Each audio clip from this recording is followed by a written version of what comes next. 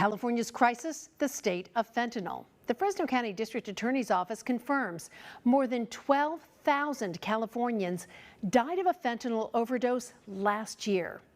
Opioid overdoses in California are now killing more people than car crashes, homicides, diabetes, and lung cancer. My co-anchor Brian Dorman joins us live tonight from the southern border at San Ysidro, where he continues his month-long investigation into the California fentanyl crisis. Brian.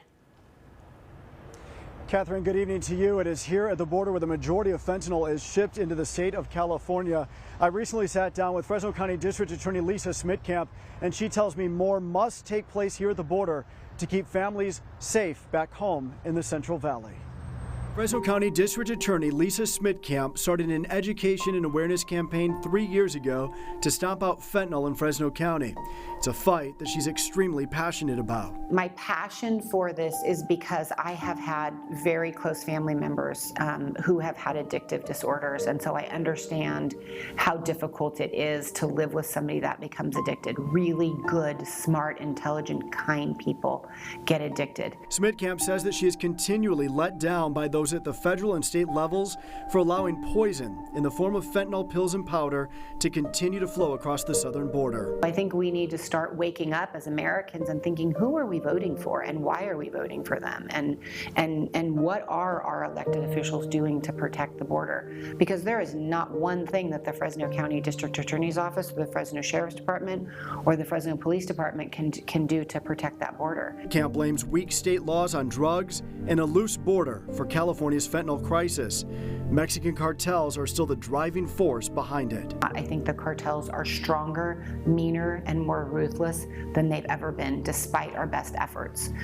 We are in an economic crisis at every level of our nation. Our federal budget is in deficit, our state budget is in deficit, which in turn makes our counties and our cities struggle. What do you think the pathway forward is? What would your solution be at the border and across the state? We need to somehow increase and improve the relationships that we have with Mexico to get them to partner with us. That's number one. Number two, we just need to do a better job on our side of the border, whatever that looks like from a federal level, because the governor of Texas and the governor of California should not be the people who are in charge of border security. Back in the Valley, Smitkamp is focused on what she can control.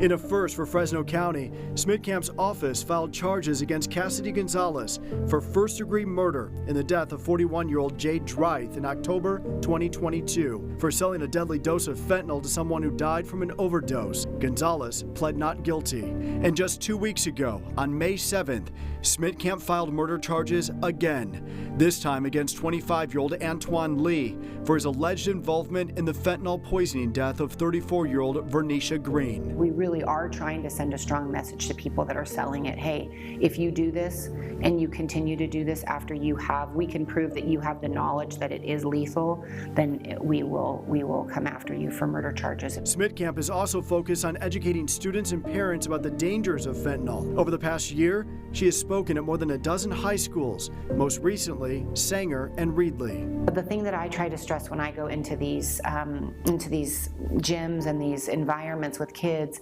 is that fentanyl is different from any other street drug that has ever been on the streets of the United States of America. It is an instant killer. With alcohol, methamphetamine, heroin, cocaine, any drug that they may have any knowledge of, a lot of times it takes a period of time to go from the use phase to the abuse phase to the addiction phase. And with fentanyl, that happens literally overnight. And every single time that they experiment with one of these pills is literally an opportunity that pill has to kill them. And Smitkamp tells me the only way to end this crisis is through a community effort of all of us collectively saying enough is enough and holding Chinese and Mexican authorities responsible. Reporting live tonight along the California-Mexico border in 7 Eyewitness News. Brian, thank you. And click on yourcentralvalley.com to see all of our fentanyl awareness coverage up to this point. And we want to invite you to watch a special report next week. Brian will host a 30-minute special, California's Crisis, the State of Fentanyl. That's coming up on Tuesday, May 28th at 7:30 p.m.